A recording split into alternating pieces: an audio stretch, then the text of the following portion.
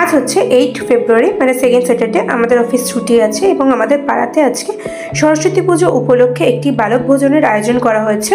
সেই জন্য আমি এবং আমাদের পাড়ারই একজন মেম্বার সে চলে এসেছি বাজার করতে। বাজার করা আমাদের কমপ্লিট হয়ে গেছে, আমরা চলে এসেছি বাজারগুলো নিয়ে বাড়ি। এবার আমরা সবাই মিলে আমাদের বাড়িতে বসে পড়েছি সেই মটরশুঁটিগুলো এবং লঙ্কাগুলো এবং বিভিন্ন সবজিগুলোকে কেটে ধুয়ে পরিষ্কার করার জন্য। যেহেতু প্রায় 80 থেকে 100 জন লোকের আয়োজন, সেজন্যই আমরা 4টে সাড়ে 4টের মধ্যে মানে বিকেল থাকতে থাকতেই রান্নার সব জোগাড়যন্ত্র করা শুরু করে দিয়েছি।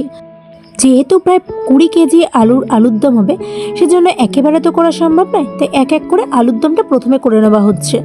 তারপরে এখানে প্রায় 15 কেজি চালের পোলাও রান্না হবে, সেই জন্য 2টো গামলাতে ভালো করে চাল ধুয়ে তার মধ্যে সব মশলা মাখিয়ে নেওয়া হচ্ছে পোলাওয়ের জন্য। যে মাঠটায় রান্নার এবং পুজোর আয়োজন করা হয়েছে সেটা তো তোমরা জানোই, একদম আমার বাড়ির সামনে। তো সেখানে রান্নাগুলো হচ্ছে, তাই সন্ধেবেলা আমি এখানে চলে এসেছি আমার বাড়িতে কফি বানাতে। আমি বাড়ি থেকে কফি বানিয়ে ফ্ল্যাক্সে করে নিয়ে যাব এবং ওখানে গিয়ে সবাই মিলে চা কফি একসাথে খাবো। আমার কফি বানানো হয়ে গেছিলো, তাই আমি ফ্ল্যাক্সে করে নিয়ে চলে এসেছি মাঠে সবাই মিলে একসাথে খাওয়ার জন্য।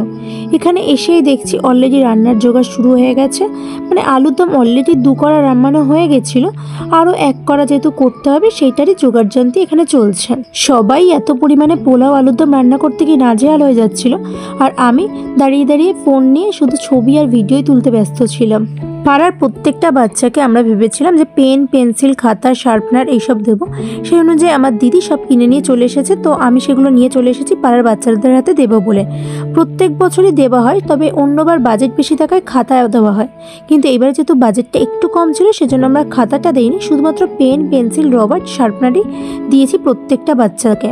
যেহেতু তারাই খুব কষ্ট করে প্রত্যেক দিন চাঁদা তুলেছে বলেই আজকে আমরা পুজোটা করতে পারছি, তাই তাদের হাতে এই উপহারগুলো তুলে দিতে পারলে আমাদেরও ভালো লাগে আর তারাও পড়ালেখা করে, সেই জন্য তাদেরও কাজে লেগে যায় এই জিনিসগুলো, এবং তারা এই উপহারগুলো পেয়ে সত্যিই খুব খুশি হয়।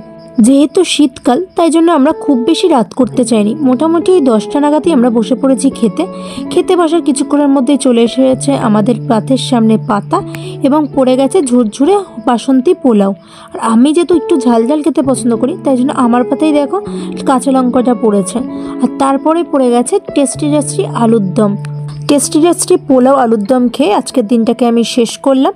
তো এই রকম আরও নতুন নতুন ভিডিও দেখার জন্য আমার চ্যানেলটাকে সাবস্ক্রাইব করে রেখো, যাতে আমি কোনো নতুন ভিডিও পোস্ট করলে তোমাদের কাছে নোটিফিকেশন চলে যায়।